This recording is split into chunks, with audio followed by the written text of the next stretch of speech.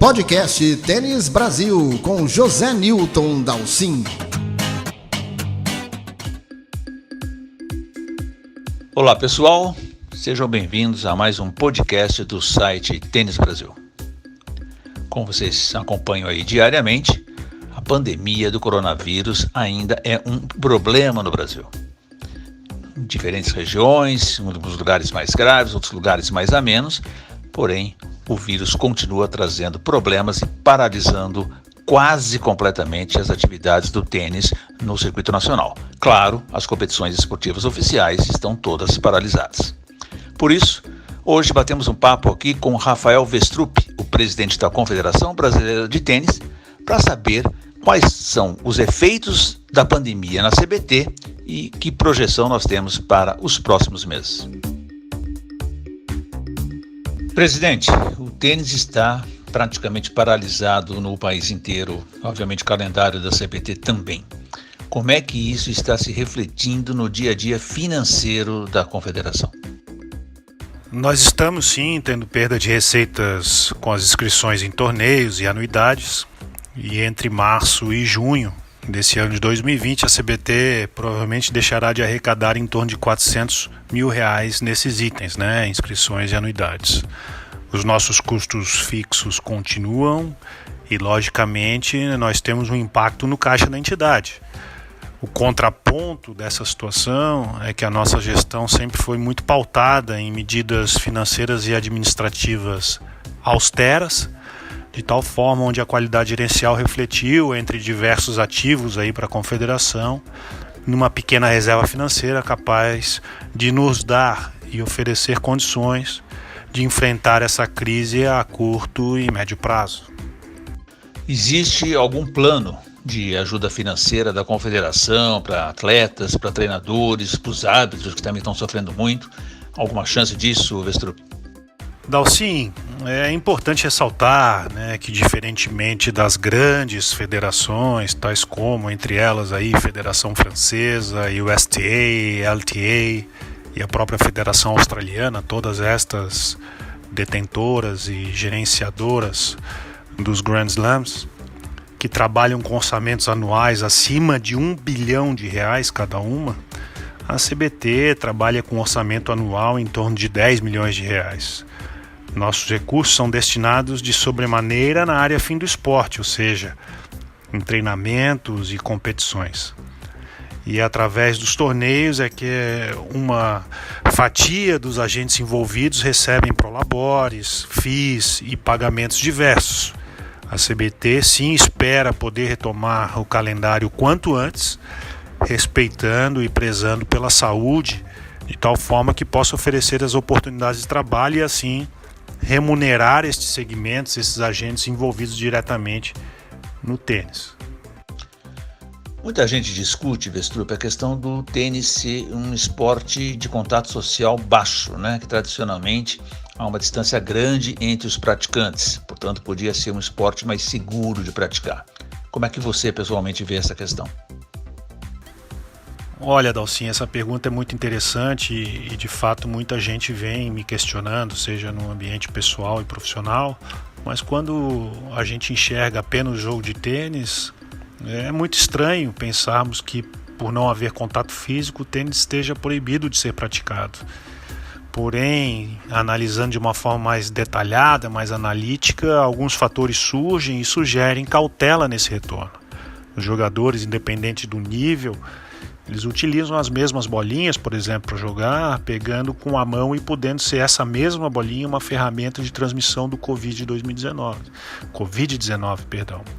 Além disso, as pessoas praticam geralmente em clubes e academias de tênis. E assim, por menor que seja, um ambiente coletivo ele se forma. E se compartilham então áreas comuns, como banheiro, etc. A CBT espera e torce para que tudo se normalize mais rápido e que todos possam voltar a praticar esse nosso amado esporte de forma mais segura e saudável possíveis. Nós já vimos que vários países estão falando em formatar torneios profissionais internos, regionais, para tentar reativar o esporte no mais curto espaço possível. A Confederação já avaliou essa questão? Olha, Dalcin, isso já foi avaliado em reuniões de ambiente interno realizadas de forma virtual, de tal forma que a CBT enxerga a viabilidade para tal. Feito isso, no último dia 14 de abril eu tive uma videoconferência com as principais jogadoras profissionais, juntamente com a capitã da Fed Cup, a Roberta Burzagli, e no dia 21 de abril fiz uma videoconferência com praticamente todos os principais jogadores profissionais brasileiros do sexo masculino, juntamente com o capitão da Copa Davis, o Jaime Oncins. Em ambas as reuniões, a CBT apresentou um plano com possíveis cenários, sendo que o plano A com a volta dos torneios internacionais e o plano B sem o circuito, sem a volta, o retorno do circuito internacional. Para ambos os cenários, haverá a implementação de uma pré-temporada com os principais jogadores e jogadoras, além dos técnicos, promovido pela CBT, e também a implementação de um circuito de torneios profissionais com premiação em dinheiro e transmissão ao vivo pela TV. O canal de televisão ainda vai ser anunciado, mas isso já está bem adiantado. Mas, para tanto, a CBT está aguardando as definições das entidades internacionais, ATP, WTA, ITF, bem como também estamos aguardando as definições a níveis de governo, né, federal, estaduais e municipais, torcendo para que estas decisões sejam homogêneas. Hoje a gente trabalha aí com diferentes níveis de decisão nas esferas de governo, então estamos aí submissos a uma decisão mais consolidada, homogênea, de tal forma que possibilite a aptidão da CBT a retornar às suas atividades, entregando aí principalmente a oportunidade de trabalho para os jogadores, para técnicos e árbitros, que são os três pilares principais linkados diretamente à modalidade. Para encerrar, Vestrup, como é que a CBT enxerga o tênis nacional após a pandemia? Quais serão as dificuldades que nós vamos encarar para retomar o tênis num ritmo normal de competições, principalmente os juvenis? Essa pergunta é importante, até porque eu entendo que pós-pandemia, não apenas o tênis, mas diversos segmentos sofrerão uma ressignificação e mudança nas rotinas, principalmente no infanto-juvenil, que precisarão se adaptar a uma nova rotina escolar, provavelmente sem férias e com uma demanda de conteúdo acadêmico reprimida. Certamente isso reduzirá a participação dos juvenis em competições nacionais, embora a gente vinha numa crescente no aumento da massa crítica participante dos torneios infanto-juvenis. Você sabe bem aí que no nosso plano estratégico, escrito para o ciclo 2017-2021, a gente projetou uma média de 450 inscritos por etapa nos torneios GA. Na etapa de março, que seria realizada em Salvador, tínhamos mais de 500 inscritos, ou seja, já passando a média projetada no nosso planejamento estratégico. É de conhecimento de todos os esforços aí da CBT em parcerias estratégicas, e nos últimos anos estamos subsidiando, através do Comitê Brasileiro de Clubes, as passagens aéreas e hospedagens para todos os tenistas que representem clubes regularizados juntos ao CBC, junto ao Comitê Brasileiro de Clubes. Isso desonerou mais de 90% dos custos dos tenistas para participarem no circuito brasileiro infanto, e esse incentivo tem tudo para seguir. Gerou aí projetado uma economia de 10 milhões de reais para pais e patrocinadores para que os juvenis pudessem participar do nosso circuito.